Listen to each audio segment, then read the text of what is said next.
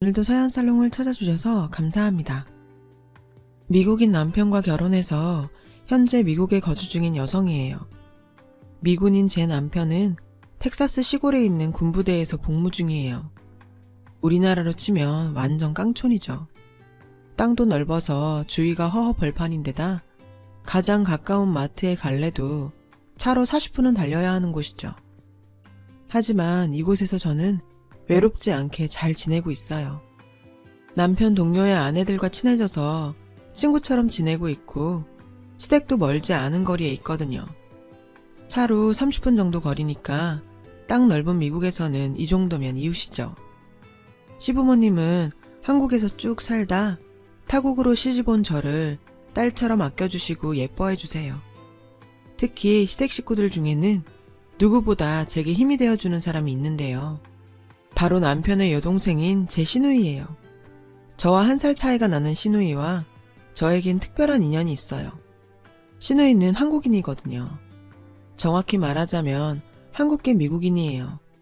한국에서 입양된 입양아죠. 유창하진 않지만 한국말도 어느 정도 할 줄 알아서 의사소통도 가능해요. 시누이 얘기는 나중에 하고 먼저 제 얘기부터 시작할게요. 앞에서 말했다시피 저는 결혼 후 미국으로 오게 되었어요. 그 전에는 미국과 전혀 상관없는 인생을 살았죠. 저는 평범한 가정에서 외동딸로 태어났는데요. 형제 자매가 없어서 어린 시절에 늘 외로웠어요. 성격도 소심한 편이었고요. 그래서 놀이터에 가도 다른 아이들과 어울리지 못하고 구석에서 혼자 놀았죠. 선뜻 다가갈 용기가 없었거든요. 그러니까 제가 6살 때였어요. 그날도 전 혼자 놀이터에서 모래놀이를 하고 있었죠. 그런데 어떤 남자애들이 와서 제 모래놀이 삽과 그릇들을 뺏어가지 뭐예요. 저는 당황해서 어쩌지도 못하고 돌려달라고 조그맣게 말했어요. 그 애들은 그런 절 놀리기만 했죠. 당황한 저는 울먹이기 시작했어요. 그때 뒤에서 누군가 소리쳤죠. 야, 어디 남의 걸 뺏어가? 니들이 도둑이야? 경찰에 신고한다. 누군가 하고 돌아봤더니 저희 동네에 사는 언니더라고요. 절 괴롭힌 아이들을 향해 휴대폰을 들고 소리치고 있었죠. 아이들은 그 모습에 겁을 먹었는지 제 장난감을 던지고는 도망쳤어요. 언니는 제게 다가왔어요. 신경 쓰지 마. 근데 괜찮니? 왜 혼자 놀고 있었어? 언니는 다정하게 물었어요. 그제서야 안심이 된 저는 나도 모르게 앙 하고 울어버리고 말았죠. 언니는 그런 저를 안아주며 달래줬어요. 나는 김지희야. 넌? 정수진. 그날 이후 우린 친해졌어요. 집도 가까웠고 부모님이 맞벌이 하시는 탓에 유치원이 끝나면 늘 집에 혼자 있어야 했던 제게 언니는 선물 같은 사람이었으니까요. 당시 7살이었던 언니는 유치원에 다니지 않았어요. 언니 동생도요. 형편이 넉넉지 못해서 그랬나 봐요. 언니는 자기 집에 절 데려가선 가족들도 소개시켜주고 맛있는 것도 주었죠. 언니 남동생은 저보다 어렸는데 저를 잘 따르고 착했어요. 언니네 엄마와 아빠도 저를 무척 귀여워해 주셨고요. 저랑 1살 터울인 언니는 저의 유일한 친구였고 가장 든든한 백이었죠. 제 얘기를 들으신 부모님께서도 언니한테 정말 고마워하셨고 제 손에 들려 언니네 집에 선물을 보내거나 음식을 보내기도 하셨어요. 그러다 부모님들도 서로 친해지셨고요. 저희 부모님은 언니네 집 형편이 넉넉지 않다는 걸 알고 계셨어요. 그래서 제 옷과 신발을 살 때 언니랑 언니 남동생 것도 함께 사서 선물하시곤 했죠.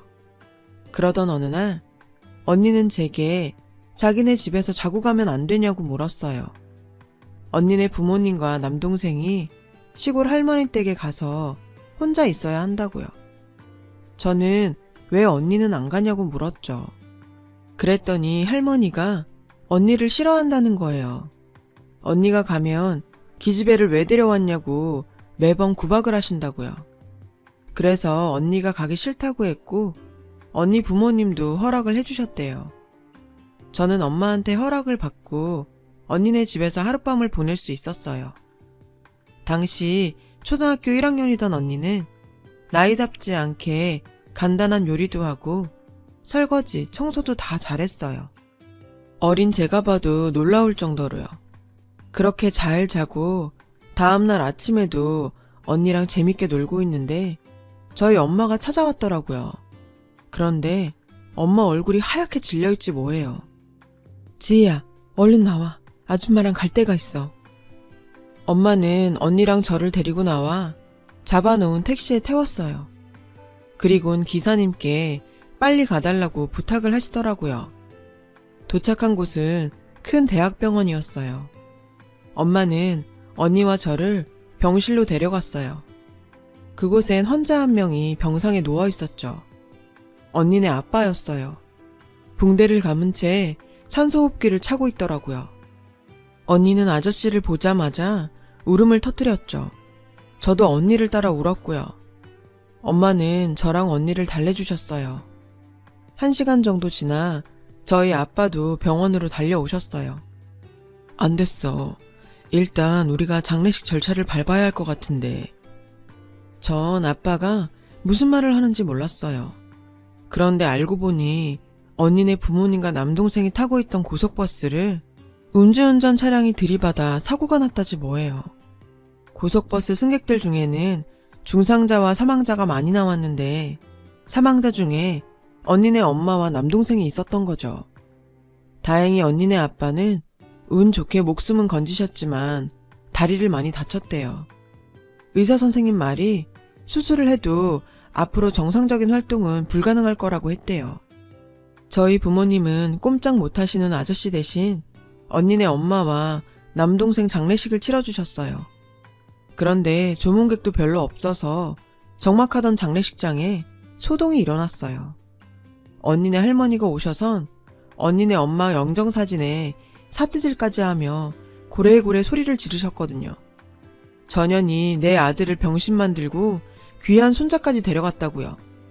그리고는 언니를 보시곤 왜 너만 살아남았냐고, 쓸모없는 년이 살아남았다고 달려드시는 걸 저희 아빠가 막으셨어요.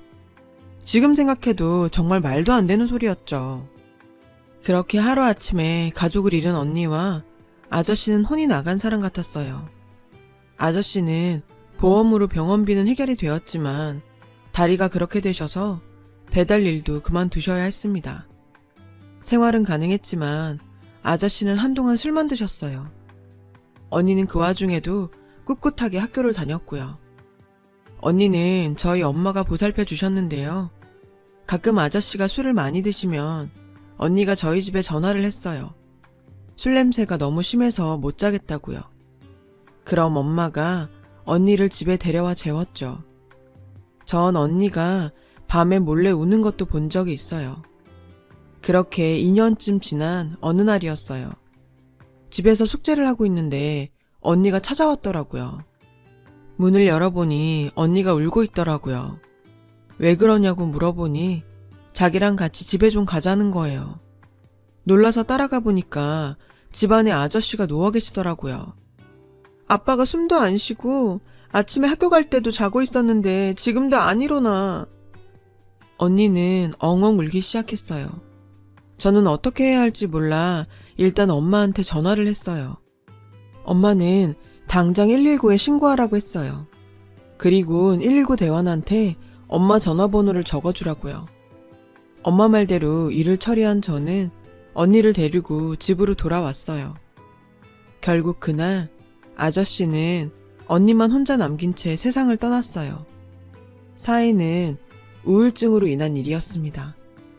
하나 남은 어린 딸을 두고 떠날 정도로 아저씨는 심각한 상태였던 거예요. 언니는 얼마나 울었는지 장례식 내내 물도 잘 못 넘길 정도로 탈진해 있었죠. 엄마는 언니가 안타까워서 당분간 우리 집에서 데리고 있자고 했어요. 이후 일은 차차 생각해 보자고요. 애 하나 낳는다고 생활이 어려워지는 것도 아니니 그러자고 아빠도 동의하셨고요. 그런데 복병이 생겼어요. 언니 친할머니가 언니를 데려가겠다지 뭐예요. 엄마는 한 번에 알아보셨죠. 언니를 위해 좋은 결정이 아니라는 걸요. 장례식 내내 언니한테 내 아들 잡아먹고 기어이 너 혼자 살아남았냐고 욕하시던 걸 다 보셨거든요. 할머니한테 가면 언니가 힘들어질 게 불보듯 뻔했죠. 하지만 저희 부모님은 힘이 없었어요. 친가족도 친척도 아닌 그저 이웃집 아줌마 아저씨일 뿐이었으니까요. 할머니 쪽에서 친권을 주장하고 키우겠다고 나섰으니 법적으로도 권한은 할머니 쪽에 있었어요. 언니는 결국 장례식이 끝나고 일주일 뒤 할머니 집으로 가게 됐어요. 떠나던 날 아침 언니는 여느 때처럼 우리 식구와 함께 밥을 먹었어요. 하지만 누구도 음식을 삼킬 수 없었죠. 급기야 언니와 저는 부둥켜 안고 울었어요. 가지 말라고, 같이 살자고요. 엄마는 10살밖에 안 된 애가 무슨 죄가 있다고 이렇게 고된 인생을 살아야 하느냐며 눈물을 훔치셨죠. 잠시 뒤 언니네 삼촌이 언니를 데리러 왔어요. 아빠는 언니네 삼촌을 보곤 걱정을 하셨죠. 인상을 보니 어린 언니한테 무슨 짓이라도 저지를 것 같다고요. 그렇게 언니는 삼촌 손에 이끌려 시골 할머니 댁으로 가고 말았어요. 다행히 엄마가 삼촌의 연락처를 받아 나온 덕에 그 후로도 언니와 전 가끔 통화를 할 수 있었어요. 수화기 너머로 들리는 언니 목소리는 늘 어둡고 우울했죠. 가끔은 울기도 했어요. 보고 싶다고요. 엄마 아빠도 그런 언니를 안타까워하셨지만 어쩔 도리가 없었죠.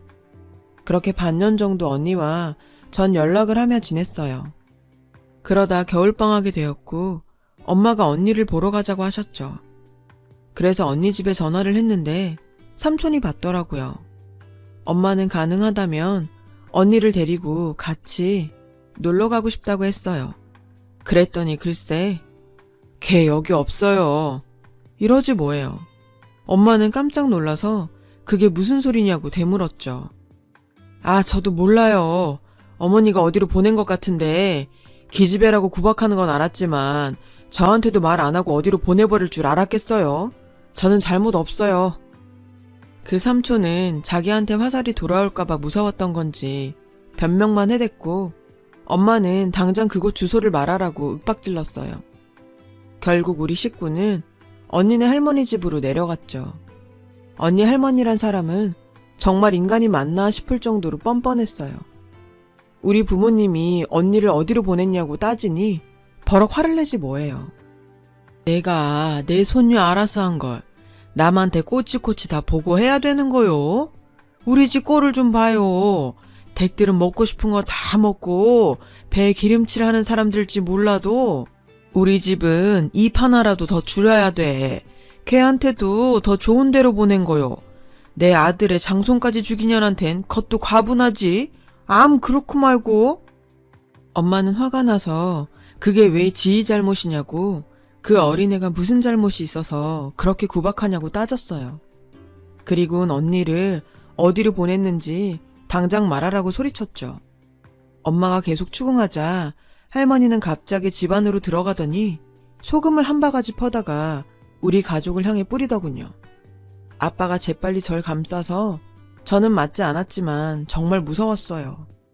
할머니는 당장 떠나지 않으면 경찰을 부르겠다고 으름장을 놓았죠. 수진이도 있는데 그만하자. 다른 방법을 찾아보자고. 아빠는 엄마를 말렸어요. 결국 우리 가족은 언니의 행방을 알지도 못한 채 그렇게 집으로 돌아와야 했어요. 엄마와 저는 그 후로도 언니네 집에 연락해서 언니를 찾으려고 노력했지만 돌아오는 건 욕설과 폭언뿐이었죠. 그때마다 전 언니가 불쌍해 울먹였고 그런 절 엄마는 따뜻하게 달래주었어요. 수진아, 열심히 살다 보면 꼭 다시 만날 수 있을 거야. 그러니 너무 마음 아파하지 마. 그 후로도 전 언니에 대한 기억을 떨치기 힘들었어요. 꿈에 언니가 나오기라도 하면 더 그랬죠. 다만 시간이 흘러감에 따라 조금씩 언니를 떠올리는 날이 줄어들긴 했어요. 시간이 흘러 저는 대학에 진학했고 평범한 대학 생활을 보내고 졸업학기를 맞았죠. 취업전쟁에 끼어들어 치열한 경쟁을 벌인 저는 다행히 전공을 살려 외국계 기업에 입사할 수 있었어요. 직업상 외국인들을 많이 만났고 해외 출장도 많이 다녔어요. 그러다 지금의 남편을 만나게 되었죠. 입사한 초기 저희 회사에 선한 인상의 외국인 사원이 있었는데요. 바로 제 사수였죠. 파란 눈동자가 예쁜 사람이었어요. 늘 웃으며 친절하게 업무 지도를 해주셨죠. 하지만 제가 입사하고 1년 반쯤 지나 미국 지사로 돌아가 버렸어요. 사수가 미국으로 돌아가고 9개월쯤 뒤 전 미국으로 출장을 가게 되었고 어떻게 알았는지 사수가 연락을 했더라고요. 만나자고요. 약속 장소에 나가보니 사수가 데려온 친구도 있었어요. 그 사람은 군인이었죠. 처음엔 좀 우락부락한 인상이라 무서웠는데 얘기를 하다 보니 정말 재밌고 심성도 고운 사람 같았어요. 우린 서로 연락처를 주고받았고 한국에 와서도 이메일과 영상통화로 계속 연락을 이어갔어요. 그렇게 장거리 연애 끝에 우린 결혼을 약속했죠. 이 남자가 바로 지금의 제 남편이에요. 우리는 장거리 커플이라 연애 중 실제로 만난 건 1년에 5번 정도였어요. 주로 제가 미국으로 출장을 가거나 남편이 휴가 때 한국으로 왔죠. 몸은 멀리 떨어져 있었지만 마음은 늘 함께였어요. 남편은 한국에 와서 저희 부모님께도 인사드렸어요. 결혼 승낙을 받으려고요. 저희 부모님은 외국인 사익감을 편견 없이 봐주셨고 흔쾌히 허락해 주셨죠. 아낌없는 축복과 함께요. 그렇게 장거리 연애를 이어가는 중 전 승진을 했고 남편도 군대에서 진급을 하는 등 우린 각자의 자리에서 성과를 내게 되었어요. 경제력도 갖춰지자 남편은 제게 청혼을 했어요. 저는 기쁜 마음으로 승낙을 했어요. 남편이 워낙 믿음직한 사람이기도 했고 솔직히 장거리 연애에 지쳐 있었거든요. 양가 부모님도 허락해 주셔서 저희는 본격적으로 결혼 준비를 하게 되었죠. 남편의 직업상 결혼 후 미국에서 거주해야 했어요. 다행히 회사에서 미국 지사에 자리를 마련해 주어서 전 일을 그만두지 않고 계속할 수 있었죠. 결혼 전에 남편의 가족들을 만나기로 했어요. 남편이야 한국 올 때마다 저희 집에서 밥도 먹고 부모님께 인사도 드렸지만 전 일정이 맞지 않아 아직 인사를 못 드린 상태였거든요. 때마침 미국 출장이 잡혀서 시부모님께 인사를 드리러 가게 되었어요. 차를 타고 남편과 함께 본가로 가는 동안 남편은 자기 여동생에 대한 얘기를 했죠. 솔직히 전 시부모님을 만나면 뭐라고 해야 할지 입속으로 연습을 하느라 남편의 말을 귓등으로도 안 들었어요. 남편은 몰랐겠지만 말이에요. 그러는 사이 본가에 도착했죠. 예쁜 2층 집이었어요. 현관문을 여니 시부모님께서 나와 저를 맞아주셨어요. 미국 홈 드라마에 나올 법한 인자하고 푸근한 인상이었습니다. 어머님은 저를 꼭 안아주시며 잘 왔다고 환영해 주셨어요. 그때 젊은 동양인 여자가 눈에 띄었어요. 남편은 자기 여동생이라며 소개했죠. 깜짝 놀랐어요. 백인 남편한테 동양인 여동생이 있을 거라고 누가 상상이나 했겠어요? 저는 그제야 여동생이 입양된 동생이란 걸 알았어요. 차에서 흘려들었던 남편의 말이 이런 얘기였던 거죠. 전 놀라지 않은 척 웃으며 인사를 했어요. 미국식으로 제 이름을 밝히면서요. 그런데 제 이름을 들은 남편의 여동생이 저를 보고 눈물을 흘리지 뭐예요. 저와 남편, 그리고 시부모님도 모두 당황했어요. 남편은 왜 그러냐고 동생에게 물었죠. 그러자 여동생은 제게 다가와 말했어요. 영어가 아닌 한국말로요. 수진아, 나야. 나 언니야. 어릴 때 같이 놀았어. 지희 언니. 어설픈 한국어였지만 저는 그녀의 말을 알아들을 수 있었어요. 오랜 시간 제 마음속에 간직했던 한 사람, 지희 언니였으니까요. 언니? 정말 언니야? 언니는 어릴 적 얼굴이 많이 남아있지는 않더라고요. 어릴 때도 예뻤지만 더 예뻐진 언니였습니다. 어느새 두 눈에 눈물이 차오른 전 언니를 향해 울먹이며 말했어요. 언니는 달려와 저를 왈칵 끌어안았어요. 저도 언니를 끌어안고 엉엉 울었죠. 남편과 시부모님은 이게 무슨 상황인가 어리벙벙하게 서 있다가 언니를 통해 제 얘기를 들으시고는 놀라서 입을 다물지 못하셨어요. 어머님은 세상에 무슨 이런 기적 같은 일이 있느냐고 눈물을 훔치셨죠. 언니는 저와 헤어진 이후의 이야기를 들려주었어요. 당시 언니네 할머니는 언니를 지인집에 식모로 보냈더라고요. 언니 월급은 할머니 계좌로 꼬박꼬박 들어갔고요. 언니는 노예처럼 구박을 받으며 일을 해야 했죠. 고작 10살짜리가요. 견디다 못해 3달 만에 새벽에 몰래 집을 탈출했대요. 지쳐 쓰러질 때까지 걷고 또 걷다가 저 멀리 교회 십자가를 보곤 무작정 교회로 들어갔대요. 그리곤 다짜고짜 목사님을 붙잡고 도와달라고 말하곤 그대로 혼절했어요. 목사님은 언니를 교회 부속 보육원으로 데리고 가셨대요.